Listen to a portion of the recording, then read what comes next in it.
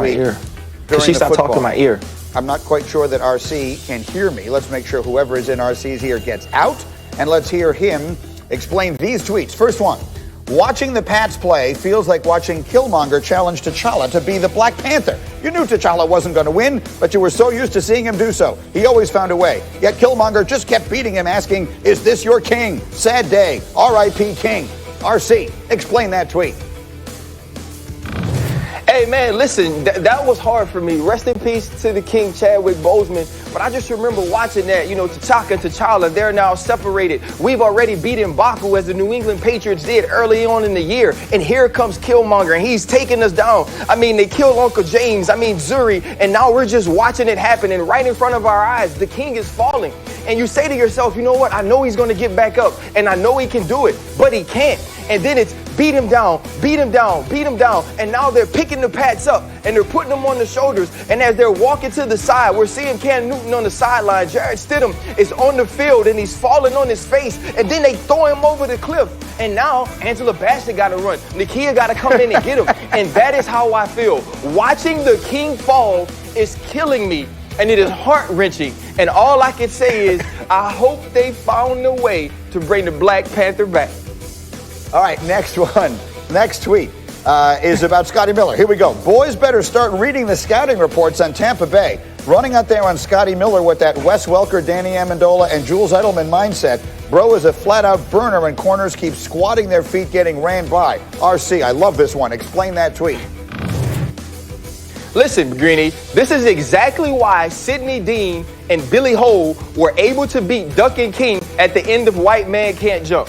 A white man can't jump. You know why? Because people don't read the scouting report. You run out there and you know all the cliches, Greeny. He's a lunch pail guy. He's the first one in, last one out. He's such a coach on the field. This guy has a feel for the zone. No, Scotty is a burner. He can flat out roll. Scotty Miller was 4.36 at the combine. This dude has 6 catches, 109 yards at 18 yards per clip. So all you DBs who are running out there thinking you're going to get possession routes, you better get on the scouting report and understand that this dude is going deep and Tom Brady is getting the ball to him.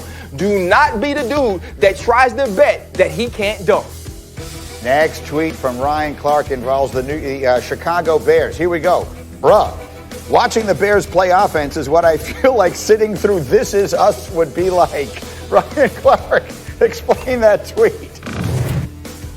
Greeny, every time I see the This Is Us promos, I get sad, bro. It feels heavy. It's stressful. But as I've been watching the latest promos, I'm kind of getting the premise of it, right? This one family, they bring this kid home from school, and then the dude goes, he says, you know what? I thought the worst day of my life was when dad died, but the worst day was when they brought you in. This is how you have to feel if you're a Chicago Bears fan and you're a Mitchell Trubisky fan as well, right? You thought the worst day was when they benched Mitchell Trubisky. And then when you watch Nick Foles play against the Rams, you didn't realize the worst day was when they let Nick Foles beat a quarterback. I mean, it was absolutely abysmal. Like, I couldn't even deal with watching it. I don't know what it must be like to be Robinson or Mooney or Miller or one of these guys who are wide open expecting the ball, but you see Nick Foles on his back trying to figure out a way to get it to you. And then when he does, the other team picks it off.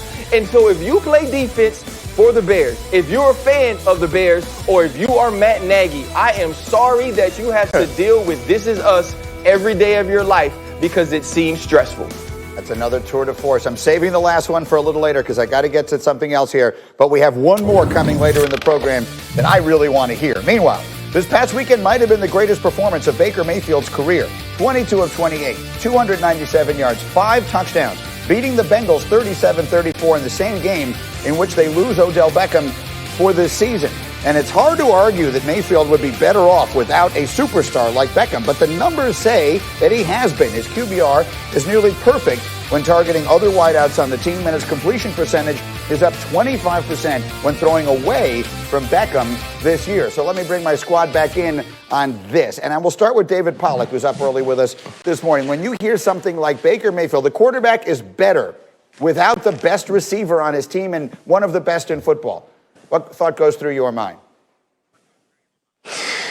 I think it's always frustrating to hear that, because when you got a talent like OBJ, that should never happen. But it kind of worked out that way this past weekend. But I think it's more about managing Baker than it is about OBJ and knowing who they are. And when you start the game with 4 out of 5 drop back passes, incompletions, hard passes, that's not what Baker Mayfield's going to succeed with. Baker Mayfield is one of the most rhythmic quarterbacks you'll find. You got to give him that easy stuff. You got to give him the run. When they got going in the second half, in the second quarter, when he got rolling and he got his 21 straight completions, it was a rollout. It was play. It was run, run, run. It was a bubble. He got his rhythm. It can now be play action. It can now be timing. Because when he gets in a rhythm, when he gets in timing, he's really, really good. So listen, you take away OBJ, I don't think the team becomes better. But if you coach better and protect Baker Mayfield and run the football and stick to that script, he will be better. So maybe without OBJ, they will do that more consistently, and you'll see a better, more consistent Baker Mayfield. Neek, I'm thinking about this thing somewhat psychologically. What do you think when you hear this conversation? Yeah, I mean, I think that's kind of absurd, the idea that they get better when they have not as good players on the field. I think that I could understand that maybe Baker could feel the pressure of wanting to get the ball to Odell Beckham, and that could throw him off a bit. But I don't think the numbers necessarily support that. It's not that he's forcing the ball. If anything, I would love to see OBJ have more targets than he had. But to me, all that suggests is if your quarterback, if it is a psychological thing, then you got the wrong quarterback. If having somebody on your team that's really good makes your quarterback worse, then you got the wrong quarterback. I don't think that's the case, and I think that anyone who believes that the reason why Baker hasn't become the full Baker that we all expected him to be is because Odell Beckham is there, I think that's ridiculous. What do you think, RC? I think that this is hard for me because I got to go against 2 of my brothers and colleagues who I love very much, and Odell Beckham Jr., who is one of my favorite people and favorite players in the league.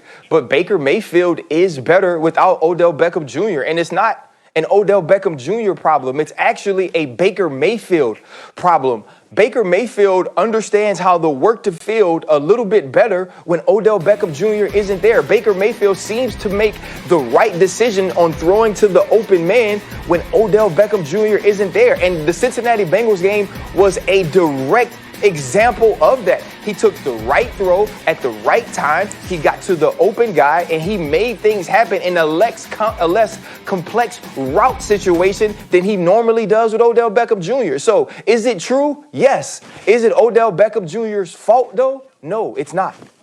So that's right. I think that all those things can be true at the same time. And I would ask you, Graziano, as my insider here, where is Odell now? Like he's going to be out for the rest of the season. He has a bunch of money guaranteed for injury. What does his future look like with the Browns, or might it be somewhere else? Well, he doesn't turn 28 until next week. So, he's got a future. And as you mentioned, he's got guaranteed money with Cleveland next year. So he will be in their plans. I mean, look, the Browns feel like they can operate their offense without him.